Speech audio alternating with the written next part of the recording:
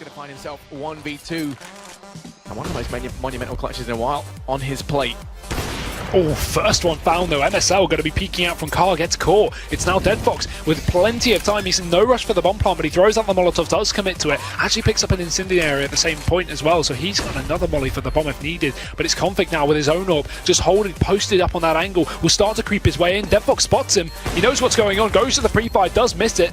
They're just waiting for Config to wrap back around. A lot of footsteps, and Deadfox, he's going to do it. Actually takes the kill.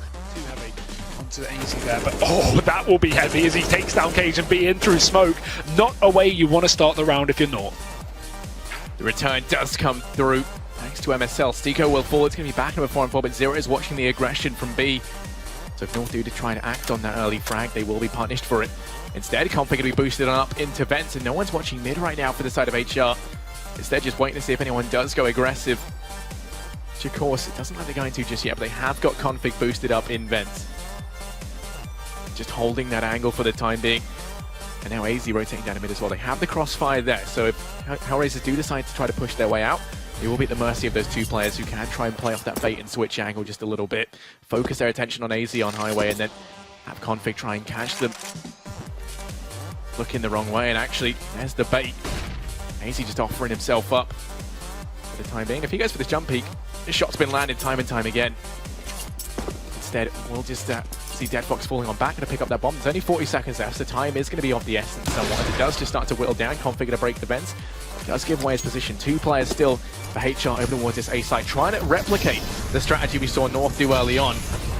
It might pay off. Ace is going to be tagged down a little bit courtesy of that Molotov. Bomb main is moving towards B, and look, the rotate going to be almost in full effect. MSL actually looking like he's about to push out through CT. Now does fall on back onto the site, but there's 3 players over towards A, and only MSL on B. And only 20 seconds as well. They need to get this bomb down. If MSL can delay it at least for another 10 seconds, this could be huge. He's not peeking out. This is dangerous here for HellRaisers. He does finally make contact, but it's Zero to take the kill. 6 seconds remain. The bomb just getting planted, and Angel even catching out the rotational kills as he drops another. Will be traded by Magisk, but it's a 1v2 now. HellRaisers, they got themselves in a great position. The Molotov misses, and that's going to be terrible because Angel's going to get the fast peek as a result, going to get 2, and on the back of a missed Molotov, so much was reliant on that landing, that aggressive mid play entirely shut down courtesy of a bad nade throw, and that's how important these can be. Magisk going to try and create some results as he goes aggressive in through A main. It might catch one of these players. Deadfox trying to rotate back, going to be tagged down low, but just leaves it. He doesn't have to take the peek. Instead, looking to rejoin the rest of his teammates into relative safety over there towards B. 2 players out in through mid, and a lurk over in Squeaky as well. Magisk alone over at A for the time being. AZ rotating around, he will be able to take the peek, and Bondik will fall, but there's 4 players elsewhere over towards B looking to push on through, and actually MSL going to get caught mid-rotate, will fall at the hands of Angel, who's going to be on 3 frags right now. And it is all on Magisk and AZ, 2v3 to try and retake this site.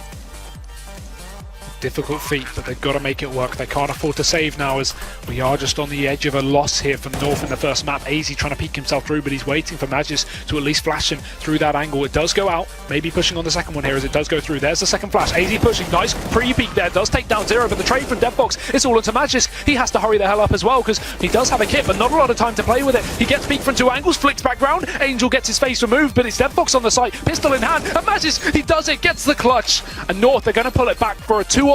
They make the round work, and they keep the dream alive, but for how much longer? HellRaisers have the money to play with, and this still is a difficult road for North. Called off as AZ, he will go down as well. Magisk and MSL, 2 players left to try and hold on to this B side. Oh, it's not going to happen, is it, Harry? MSL's been found on the site. It's all onto Magisk. We saw him clutch a 1v2 before, but frankly, this one's looking impossible, and it will be made so as Angel, he takes the kill as well. It's going to be HellRaisers to pick. I mean, look, just going to take a quick look at the highlight reel, but I mean, just look at this. Some of these plays that went on were phenomenal, but in particular, you know, in round 12, which, you know, in my opinion, there were 2 pivotal rounds there towards the end. You had round 11, which was the 1v2 for Deadfox, where he finds himself locked in a, you know, he should not have won that. Bomb was down, they could have just traded out, but he somehow clutches it. And what that does is that ruins the economy in North, forces them into a position where they have to force buy, and I think it was round 12 they had to go into it with a pause. and ultimately that just set them up for failure there. I think as well as that, you got to look at the clutch from Bondic, right? That was at 9-12 scoreline, round 22, Yeah. and Bondic picking up that 1v3 actually reset the economy of North. Now, right now, the score 12-9, looking favourable for North, looking like they can close it out with a good scoreline, and the clutch from Bondic just completely switches everything over. North now forced into eco. They start to lose a few more rounds, and HellRaisers bring it back to an equal score.